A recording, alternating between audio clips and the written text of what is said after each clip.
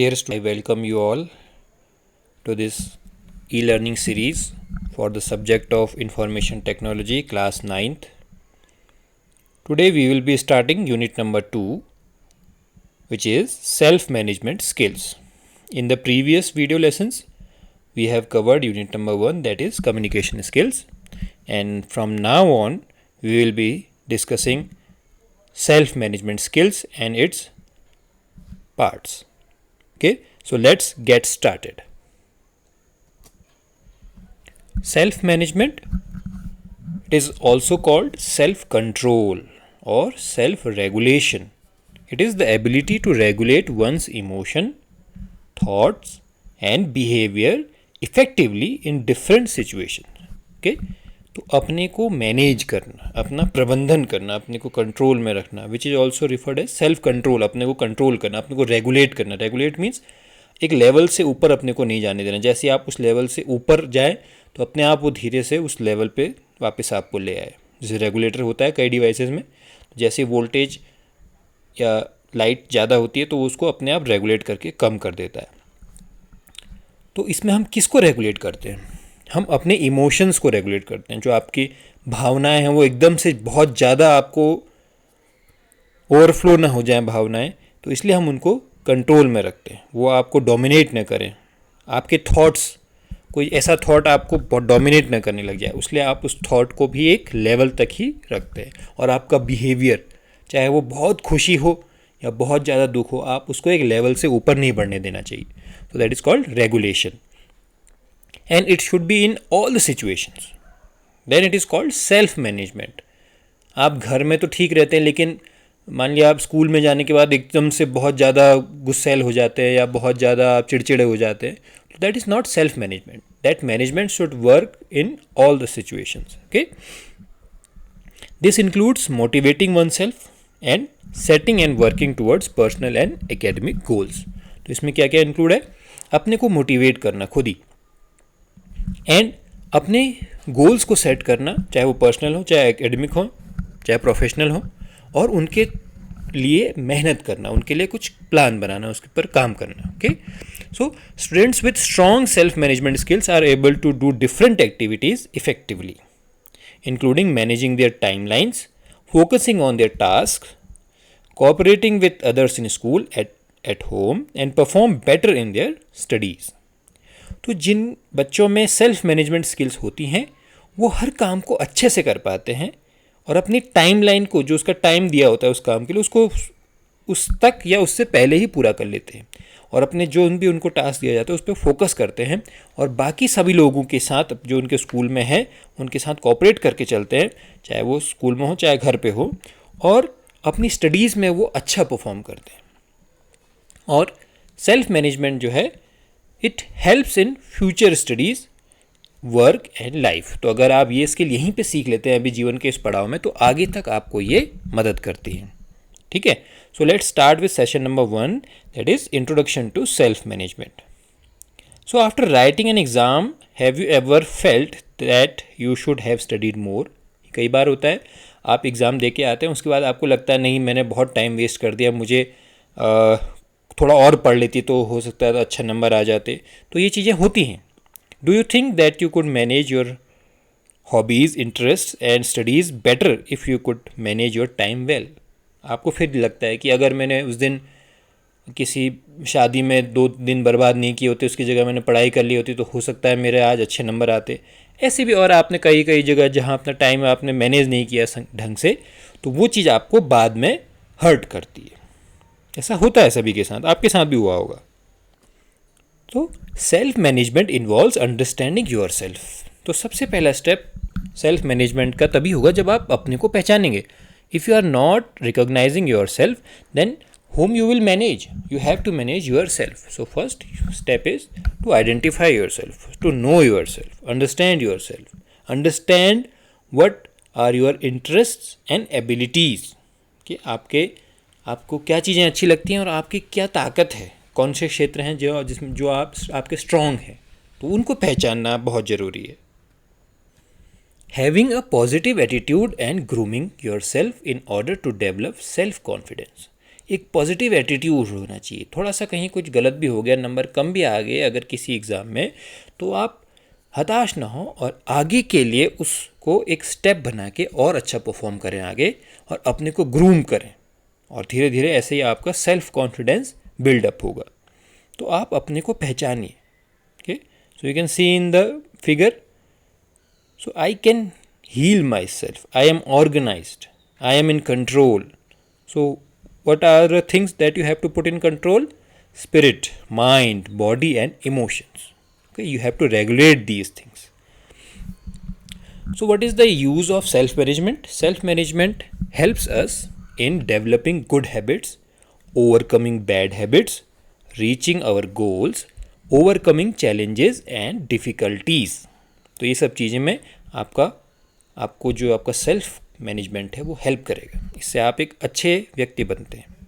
Being able to manage your self helps you to avoid stress and provides opportunities to get involve in fun activities. अगर आप अपना manage कर पाएंगे अपने को, आपका टाइम अपने को मैनेज कर पाएंगे अपना, और अपने सारे काम सही समय पे कर पाएंगे, तो आपके पास अपने लिए समय रहेगा और लोगों के लिए समय रहेगा। तो आप अपने खेल के लिए भी अपना समय निकाल सकते हैं और अपने स्ट्रेस बस्टर जो हैं आप एक्टिविटीज़ कर सकते हैं। कहीं पार्क में घूमने जा सकते हैं, कहीं तीर्थ स्थान में घूमने जा सकते हैं। ठीक है, now we will see self management skills has some more types, some more parts. Okay, let us see them one by one.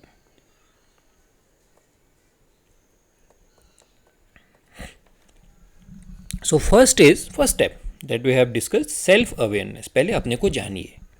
So knowing your self as an individual, your values, likes, dislikes, strengths and weaknesses, ये सब चीज़ें आपको अपनी पहचाननी है। क्या आपको अच्छा लगता है, क्या आपको अच्छा नहीं लगता है, किस चीज़ में आप स्ट्रांग हैं, किस चीज़ में आप कमज़ोर हैं, कौन सी चीज़ें आपकी जो कमज़ोरी हैं। ठीक है, तो अपनी स्ट्रेंथ्स को और मजबूत करना है और जो आपकी कमज़ोरी हैं उनको दूर करना है। Next, you will be having self control. तो जब आप अपने को पहचानेंगे तभी आप अपने को कंट्रोल कर पाएंगे। सो अगर आप अपने को पहचाने ही नहीं है तो किस चीज़ को कंट्रोल करेंगे, कि आपको किस इमोशन को कंट्रोल करना है, कि किस चीज़ को कंट्रोल करना है। तो पहले आप अपने को पहचानिए। Then ability to control your behaviour and discipline etcetera. तब उसके बाद आपको पता लगे, अच्छा मैं बहुत ज़्यादा अनडिसिप्लिन हूँ तो मुझे डिसिप्लिन में रहना चाहिए। तो धीरे धीरे धीरे आप अपने को कंट्रोल करेंगे। आपको बहुत ज़्यादा गुस्सा आता है तब आप उसको धीरे धीरे कम करेंगे। Next is self confidence, believing in your self that you can do any task that is given to you and not scared of taking risk. तो उसके बाद जब आप अपने को पहचानेंगे, अपने आप को कंट्रोल में रखेंगे, तो आपके अंदर कॉन्फिडेंस आएगा कि मैं किसी भी सिचुएशन से डील कर सकता हूँ।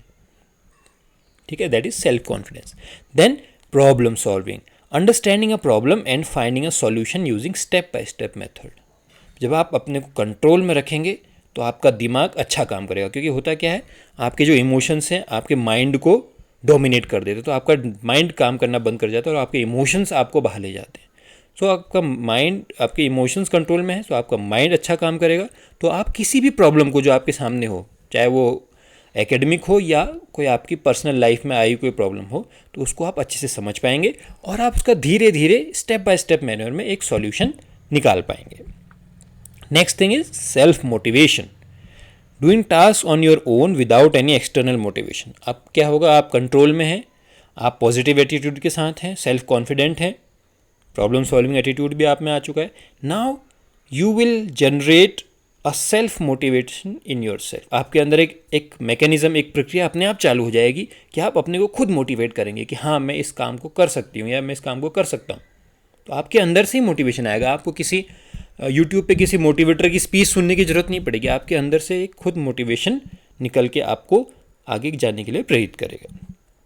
Next is personal hygiene and grooming. ये बहुत ज़रूरी है कि अगर आप अपने कंट्रोल में सब कुछ ठीक है, तब आप क्या करेंगे, अब तब आपको क्या करना चाहिए, आप अपने को साफ़ रखें, हेल्दी रखें एंड स्मार्ट रखें, जिससे कि आपकी पर्सनैलिटी निखर के आए। ठीक है ना। तो ये सब पॉइंट्स, ये जो 6 पॉइंट्स हैं, ये आपको ध्यान में रखने हैं कि ये सेल्फ मैनेजमेंट के पार्ट्स हैं। उसके अलावा हमारे पास नेक्स्ट है पॉजिटिव थिंकिंग। ठीक है, मोटिवेशन होगा, उसके बाद आप पॉजिटिव थिंकिंग भी करेंगे। एक्सप्रेसिंग सर्टेनिटी और affirmation even in tough situations. कई बार आपके कठिन समस्याएं आपके सामने आ जाती हैं, तब भी आप सोचेंगे, अच्छा सोचेंगे उसके बारे में कि हाँ ये चीज़ आराम से हो सकती है, कोई बात नहीं, इसमें असफलता मिली तो हम इसको आगे और ठीक करेंगे। तो पॉजिटिव एटीट्यूड आपका बनना है। उसके बाद टीम वर्क, ये बहुत ज़रूरी है। हाँ, आदमी हमेशा अकेले काम नहीं कर सकता कोई भी काम, ठीक है, तो उसको एक ग्रुप में काम करना, एक टीम प्लेयर होना बहुत ज़रूरी है। समूह में काम करना भी आना चाहिए। जैसे आपने देखा होगा विवाह कार्यक्रमों में, बड़े बड़े प्रोग्राम्स में एक अकेला आदमी कुछ नहीं करता, एक ग्रुप होता है जो मिलके काम करता है। आपके घरों में भी जब कार्यक्रम होते हैं तो सब लोग थोड़ा थोड़ा काम, सबका अलग अलग बटा हुआ होता है। कोई रसोई संभालता है, कोई बाहर वालों को देखता है, कोई घर में देखता है, कोई बाहर सब्जी की व्यवस्था करता है, कोई लाइट की व्यवस्था देखता है। तो ऐसे मिला के ही काम होता है। आपने स्कूल में जो एनुअल फंक्शन होता है उसमें देखा होगा कि सब लोगों को अलग अलग काम डिस्ट्रीब्यूट होता है। तो वैसे ही working together with people to accomplish shared goals, हमारे सबके एक गोल्स एक ही हैं, आगे बढ़ना है सबने जीवन में, तो मिल के हम आगे बढ़ेंगे, that is called team work. Next part is time management, very important, हमेशा इसकी ज़रूरत पड़ती है।